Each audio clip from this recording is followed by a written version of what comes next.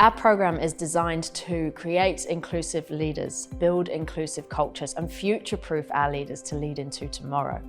Our DE&I efforts have traditionally focused on the very underrepresented groups that they're designed to support. Progress has been slow in a system that isn't always set up for them to succeed. The leaders that will be successful now and into the future of work are those that can create an environment where multiple cultures and ethnicities, intergenerational ages and geographically dispersed teams can really thrive around high performance, around innovation, around productivity and well-being.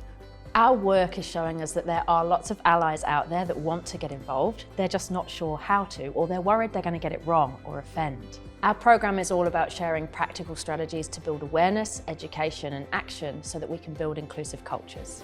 The program, we've seen so many people leaving the workshop today just 6 foot taller and saying that they now feel that they've got actions to take back to their organisations and they want to be part of that change. And we were a full house today because we know that people think this is really important. There's a real point of difference around bringing a large group of men together from our industries to speak together about how they can be the change within their organisations and across our industries, and that really is the power of the collective. What was quite interesting for me for today was hearing from other male leaders, all quite senior in their own industry, hearing their challenges and also their willingness to adapt to this changing environment. So one of the things I really enjoyed about today was actually the opportunity to be around other male leaders and actually be in a safe environment where you could have a really open conversation that you possibly wouldn't do if it was a mixed audience.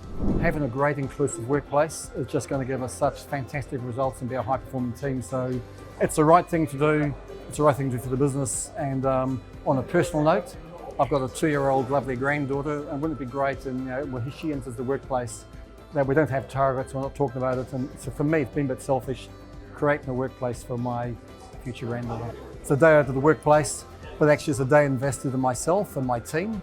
So thoroughly recommend it, and I'm going to send a lot of my team on this course going forward, so really enjoyed it. So thank you, Joe and Jess. We'd recommend anyone in any sector or any industry who really wants to drive diversity, equity and inclusion and create belonging within their workplaces, get in touch with Jess and Joe, because Mobilise has been a real hit for us this year and we know it's going to make a real difference. Through Mobilise, we're creating a safe space for male leaders to come together to ask some of the questions that they probably haven't felt safe asking within their workspaces and workplaces, to get a few things off their chest. And then critically tool up around inclusive leadership. So what are some of the tools that they need to add so that they can be relevant for the future of work, so that they can be inclusive leaders and that they can create environments back within their workplace which will create more equitable outcomes for everyone and cultures of inclusion where everyone feels like they can bring their whole selves to work. The future of work is about inclusion. Are you ready?